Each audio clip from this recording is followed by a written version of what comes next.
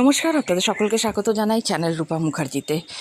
গত শুক্রবার অর্থাৎ 16ই মে সকাল থেকে উত্তেজনা বিকাশ ভবনের বাইরে, ফের ব্যারিকেড দিল পুলিশ, নামলো র্যাফ, স্লোগান চাকরিহারাদের। রাতভর বিকাশ ভবনের সামনে বিক্ষোভ অবস্থান করেছিলেন চাকরিহারারা। তবে শুক্রবার 16ই মে সকাল হতেই পরিস্থিতি আবার নতুন করে উত্তপ্ত হয়। বিকাশ ভবনের সামনে থাকা ব্যারিকেড ভাঙার চেষ্টা করেন চাকরিহারাদের একাংশ।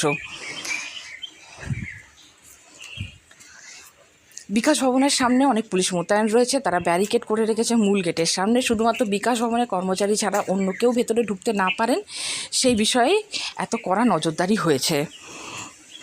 পরিস্থিতি সামাল দিতে শেষ পর্যন্ত র্যাফও নামানো হয়েছে। অর্থাৎ সব মিলিয়ে বলা যেতে পারে যে পরিস্থিতি অত্যন্ত উত্তপ্ত, এবং এরই মাঝে পরিস্থিতি আরও উত্তপ্ত হয়ে উঠেছে যখন আরেকবার পরীক্ষা দেওয়ার কথা চাকরিহারাদের বলা হয়েছে। তাদের বক্তব্য, আমাদের পরীক্ষা দিতে হলে মুখ্যমন্ত্রী সাংসদরাও পরীক্ষা দিন, এই দাবিই তুলেছেন চাকরিহারারা এও বলেন, আগে সবাই ফের নির্বাচনে দাঁড়াক, তারপর আমরা পরীক্ষার কথা ভাবব। বৃহস্পতিবার চাকরিহারা শিক্ষকদের সল্টলেকে বিকাশ ভবন ঘেরাও অভিযান ছিল, এবং তার ফলেই শিক্ষকদের সঙ্গে পুলিশের ধুন্ধুমার লেগে গেছে। বিকাশ ভবনের ভেতরে ঢুকতে গেলে চাকরিহারাদের বাধা দেয় পুলিশ। এরপর মেন গেট ভেঙে ঢুকে চাকরিহারা শিক্ষক শিক্ষিকারা যখন ঢুকে গেলেন, তখন একটি অশান্তি পরিবেশের সৃষ্টি হলো।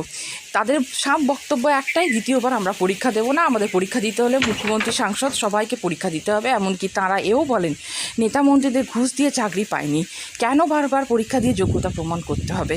উঠল উই ওয়ান্ট জাস্টিস স্লোগানও। চাকরিহারারা এও বলেন, আলোচনা না করেই ভিতরে ভিতরে পরীক্ষার প্রস্তুতি শুরু হয়ে গেছে। বিকাশ ভবনের সামনে অবস্থান করছি, আগেও প্রতিশ্রুতি ভঙ্গের কাহিনী শুনেছি, না জানিয়ে রিভিউ পিটিশন দাখিল করা হয়েছে। দীর্ঘ 7 বছর ধরে চাকরি করছি, আমাদের বিরুদ্ধে কোনো অভিযোগ নেই। চাকরি যাওয়ার জন্য দায়ী স্কুল সার্ভিস কমিশন ও রাজ্য সরকার। আগে সবাই ফের নির্বাচনে দাঁড়াক, তারপর আমরা পরীক্ষার কথা ভাবব। রিভিউ পিটিশনে আমাদের চাকরি ফেরত নিয়ে আসতে হবেই, স্কুলে সসম্মানে ফেরাতে হবেই।